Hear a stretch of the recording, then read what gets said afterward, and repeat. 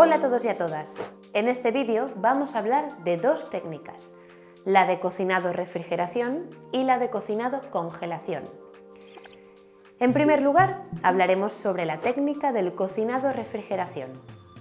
En esta técnica, la preparación y cocinado del alimento se lleva a cabo de manera normal y posteriormente se refrigera hasta que se sirve. El objetivo de esta técnica es alargar la vida útil de los alimentos y suele emplearse en catering, hospitales, banquetes, colegios, etc.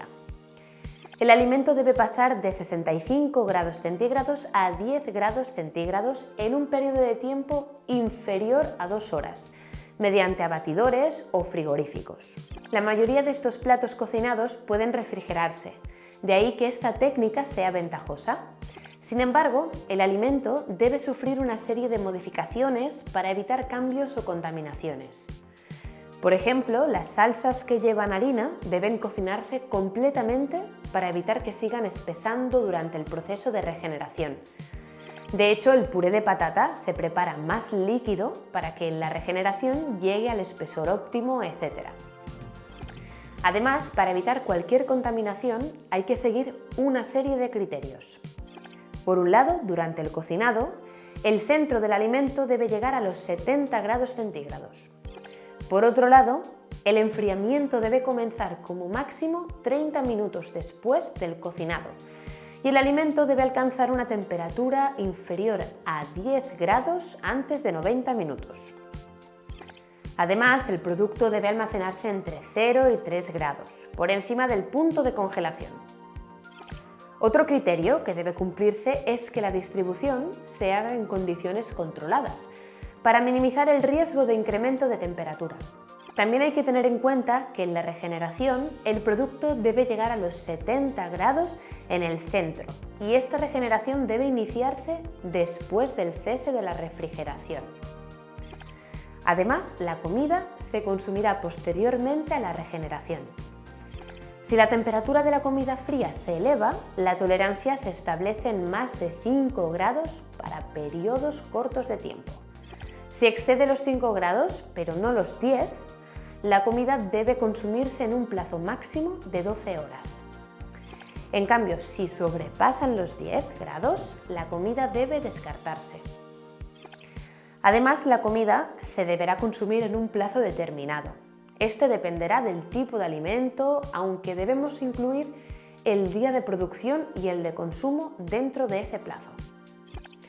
Por último, se necesita un sistema de transporte y distribución refrigerado que asegure que la temperatura no suba de los 3 y 5 grados. En cocina colectiva, esta técnica conlleva una serie de ventajas, como la producción de grandes volúmenes de alimentos, el ahorro de tiempo y espacio, el mejor control de los procesos y, por tanto, es más sencillo localizar un problema, entre otras ventajas.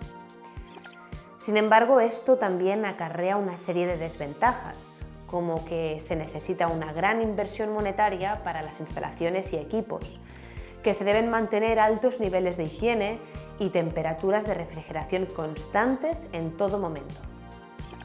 Además, según el tipo de producto, aguantarán más tiempo o menos este proceso, al igual que sufrirán más o menos cambios. Por ejemplo, la carne se deteriora a los 3 días de su almacenamiento, o los alimentos grasos adquieren sabores malos debido a la oxidación de las grasas. En segundo lugar, vamos a hablar sobre la técnica del cocinado-congelación. Este es un sistema especializado, similar a la técnica de cocinado-refrigeración, pero con la diferencia de que la vida útil de los platos es mucho mayor, unos 3 o 4 meses. El alimento pasa de una temperatura interna de 65-70 grados a menos 18 en menos de 4 horas. Para evitar cualquier cambio, se deben tener en cuenta los siguientes criterios. Por un lado, se deben realizar cambios en las recetas, para que durante la regeneración se minimice cualquier modificación del producto. Por ejemplo, en la elaboración de salsas, como hemos comentado ya, no hay que espesarlas demasiado.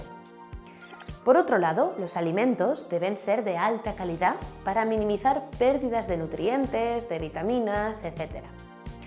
Además, hay que considerar que la congelación frena el crecimiento microbiano, pero no lo destruye. Asimismo, los alimentos deben ir envasados en recipientes adecuados. Por último, una congelación rápida evita la formación de cristales grandes. Sin embargo, esta técnica también posee alguna desventaja. Por ejemplo, el pescado pierde su sabor o las frutas y verduras se reblandecen. Espero que os ayude. Nos vemos en el siguiente vídeo.